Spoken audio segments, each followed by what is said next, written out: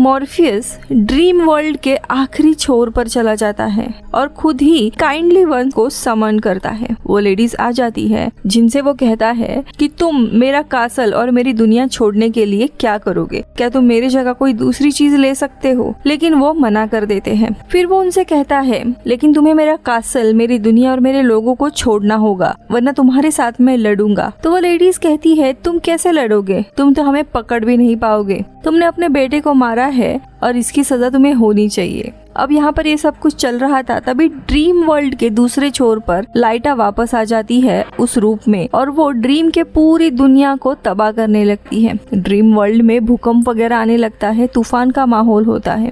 यहाँ मॉर्फियस को खुद की जान की इतनी परवाह नहीं थी, लेकिन उसे अपने राज्य और अपने लोगों को बचाना था और इसीलिए वो द काइंडली वंस के साथ डील स्ट्राइक करने की कोशिश कर रहा था। दरअसल ऐसा था, उसके मरने के बाद भी ये लोग इस पूरी जगह को तबाह कर सकते थे। खैर अब दूसरी जगह पे ड्रीम को रियलाइज होता है कि ये फ्यूरीज यानी 3 लेडीज उसका पीछा कभी भी नहीं छोड़ेंगे जब तक उसे अपना सैक्रिफाइस ना देना पड़े, और अगर उसने ऐसा नहीं किया तो ये लोग पूरे ड्रीम वर्ल्ड को ही तबाह कर देंगे।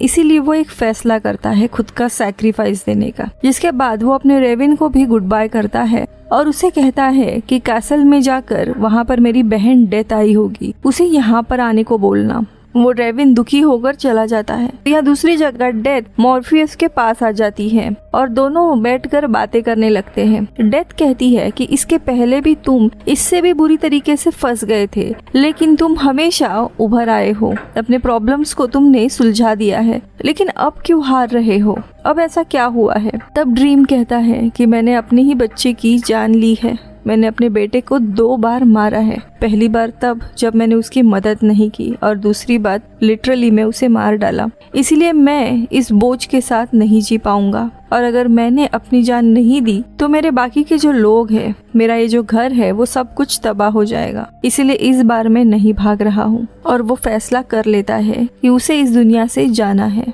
अब अंत में वो डेथ को छूता है और वहाँ पे एक बहुत ही बड़ा स्पार्कल हो जाता है और ड्रीम यानी लॉर्ड मॉर्फियस का अंत हो जाता है, जिसके बाद काइंडली वंस वहाँ से निकल जाते हैं।